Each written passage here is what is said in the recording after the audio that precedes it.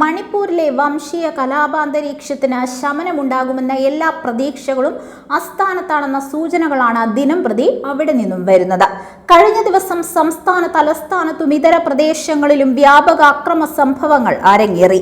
ഇംഫാലിൽ മുഖ്യമന്ത്രിയുടെ ഔദ്യോഗിക വസതിയിലേക്ക് സമീപകാലത്തുണ്ടായ അക്രമങ്ങളിലും കൊലപാതകങ്ങളിലും പ്രതിഷേധിച്ച് നടന്ന മാർച്ച് അക്രമാസക്തമാകുകയും സുരക്ഷാ സേനയുമായി ഏറ്റുമുട്ടുകയും ഉണ്ടായി.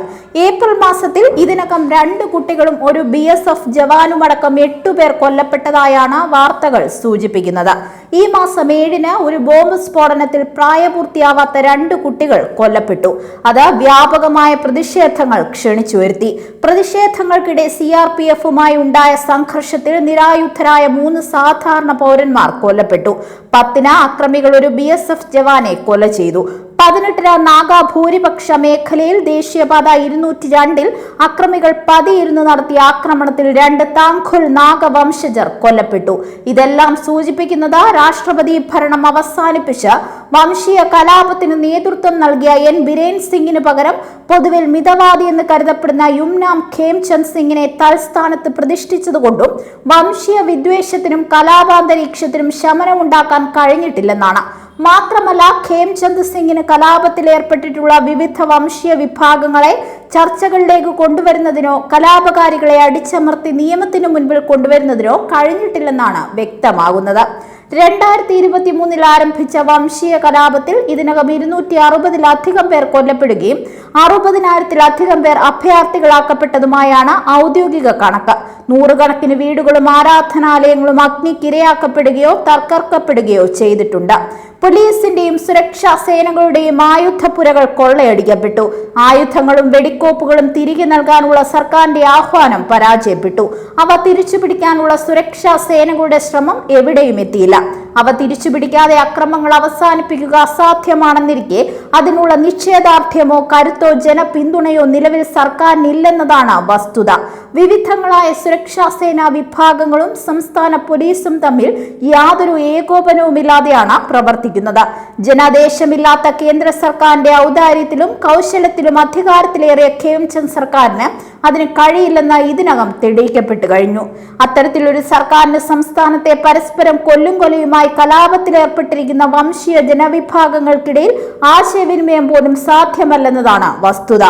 മണിപ്പൂരിലെ വംശീയ വിദ്വേഷവും കലാപങ്ങളും ആഴത്തിൽ വേരോട്ടമുള്ള ചരിത്രപരമായ രാഷ്ട്രീയ യാഥാർത്ഥ്യമാണ്.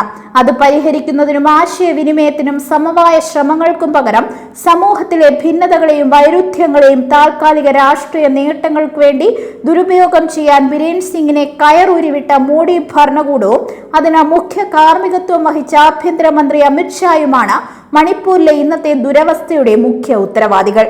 മണിപ്പൂർ വംശീയമായും ഒരു സംസ്ഥാനമെന്ന നിലയിൽ ഭൂപരമായും ആഴത്തിൽ വിഭജിക്കപ്പെട്ട അവസ്ഥയിലാണ്. അത് പ്രയോജനപ്പെടുത്തി മണിപ്പൂരിനെ ഒരു ഫാസിസ്റ്റ് പരീക്ഷണശാലയാക്കി മാറ്റുകയാണ് BJPയും മോഡി സർക്കാരും. മണിപ്പൂർ വംശീയ കലാപം ആരംഭിച്ച് 3 കൊല്ലം പിന്നിടുമ്പോഴും പ്രശ്നപരിഹാരത്തിന് യാതൊരു ശ്രമവും പ്രധാനമന്ത്രിയുടെ ഭാഗത്തു നിന്നും ഉണ്ടായിട്ടില്ല.